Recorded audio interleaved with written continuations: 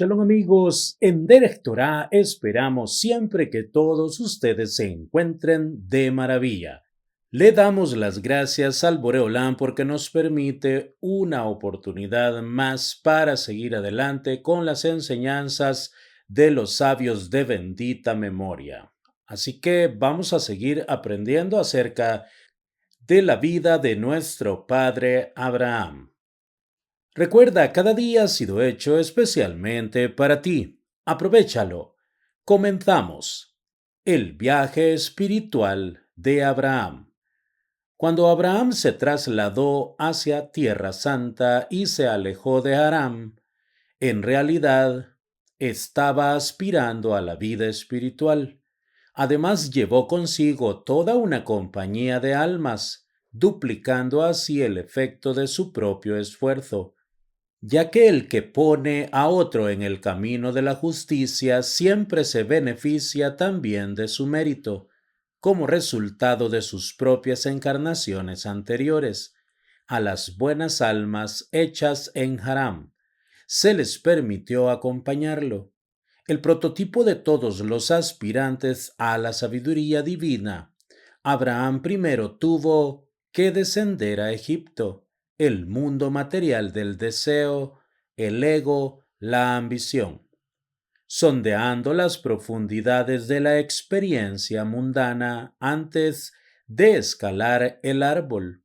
A diferencia de Adán, que tomó la sabiduría precipitadamente, o Noaj, que se emborrachó con ella, Abraham fue el primer habitante del abismo de la mundanalidad en merecerla cuando emergió, firmemente unido en su mente y corazón a la esfera de la sabiduría.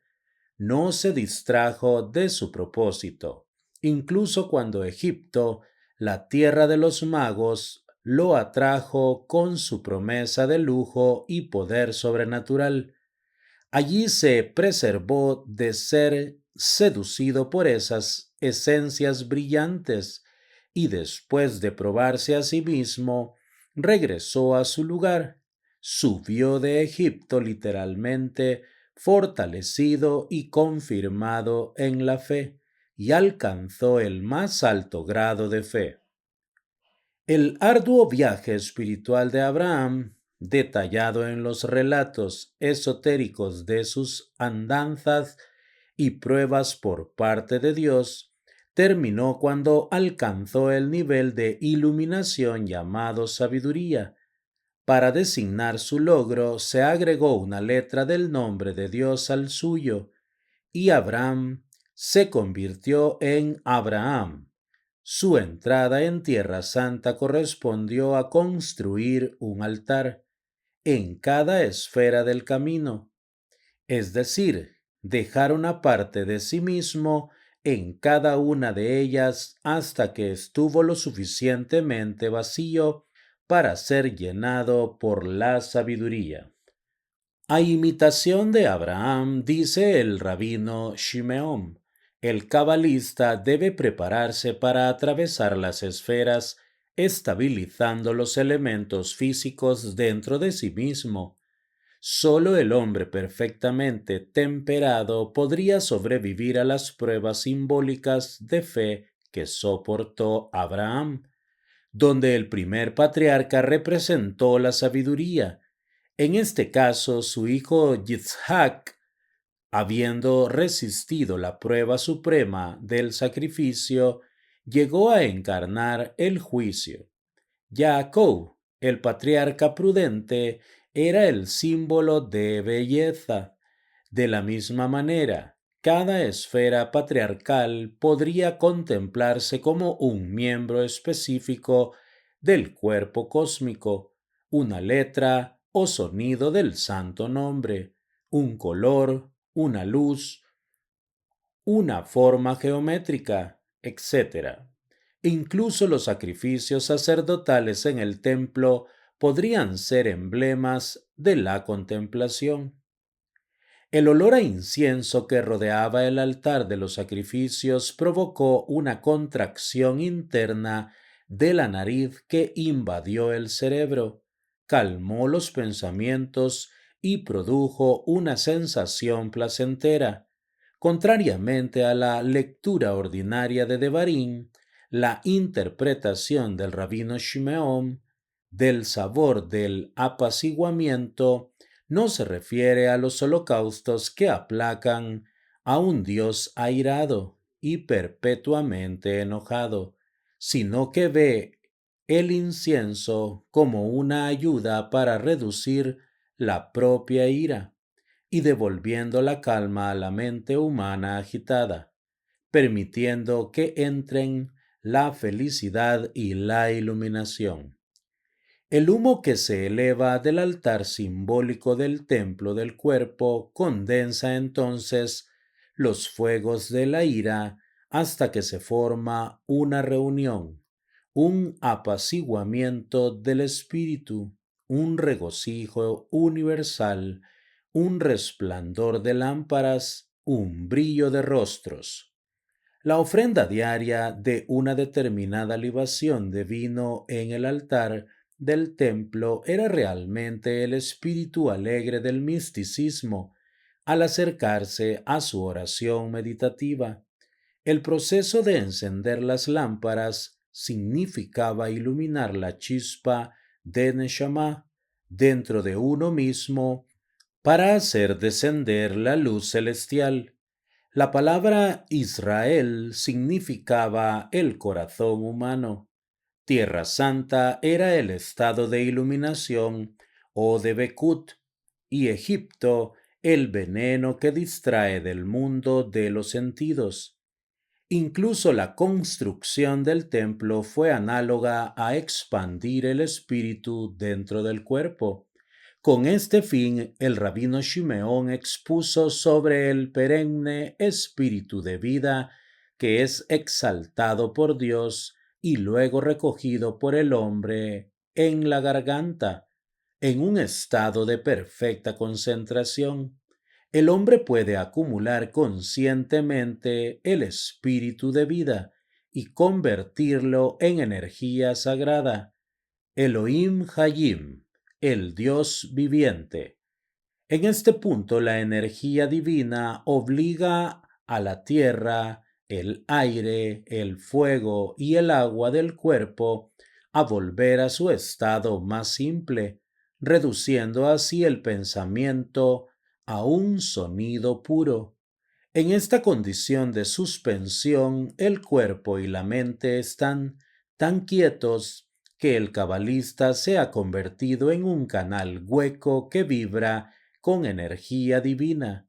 Esta etapa, denominada la casa, se está construyendo. Indica que ha trascendido las percepciones limitadas impuestas al hombre por el pensamiento. El rabino Shimeón transformó así los planos y materiales cuidadosamente elaborados para el gran templo de Shlomo en un ejercicio mental inspirador mediante el cual un hombre podía imaginar su propia perfección, reduciendo así el pensamiento a puro sonido.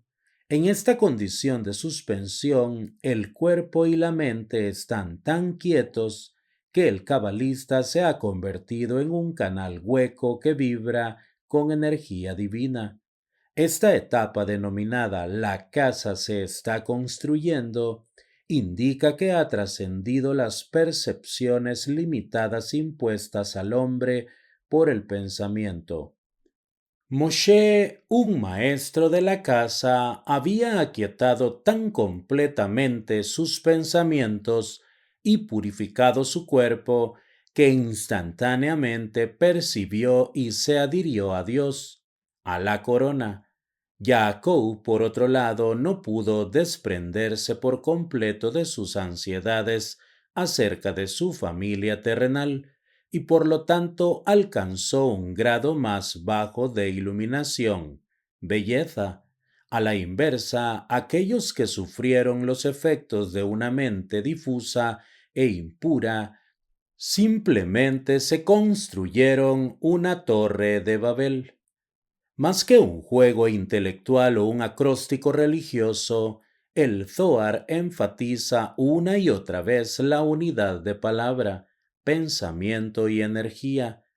Vincularse uno mismo en estados superiores de conciencia al sonido de la santidad, como por ejemplo al recitar el Shema Israel, era de hecho vincularse a su esencia. Los relatos emblemáticos de los patriarcas, al igual que las esferas que representan, podrían reducirse aún más a las mismas letras del nombre de Dios. El mapa de conciencia del rabino Shimeón va incluso más allá de la esfera de la sabiduría y abarca toda la creación. Verdaderamente todo lo que Dios hace en el mundo es un emblema de la sabiduría divina. Además, todas las obras de Dios son los caminos de la Torá y no contiene una sola palabra que no sea una indicación de tantos caminos, caminos y misterios de la sabiduría divina. Cada incidente registrado en la Torá contiene una multitud de significados profundos y cada palabra en sí misma es una expresión de la sabiduría y la doctrina de la verdad. Dado que todo el universo creado, tal como se presenta a través de los atributos divinos en el árbol de la vida, podía en cualquier momento proporcionar al cabalista una clave meditativa. Sus medios eran tan complejos e innumerables como la miriada de cosas creadas a su alrededor y dentro de él. ¿Qué podía esperar ver cuando comenzara su ascenso desde la diversidad hacia la unidad abarcada por el primer punto místico de la letra Yud dentro de la esfera de la corona? El rabino Shimeón le dijo que en la contemplación profunda las esferas se revelan contenidas una dentro de la otra como la piel de una cebolla, cerebro dentro del cerebro y espíritu dentro del espíritu, de modo que una es una cáscara para la otra, lo que los primeros maestros de la Merkabá llamaban Heijalot o salas del palacio de Dios.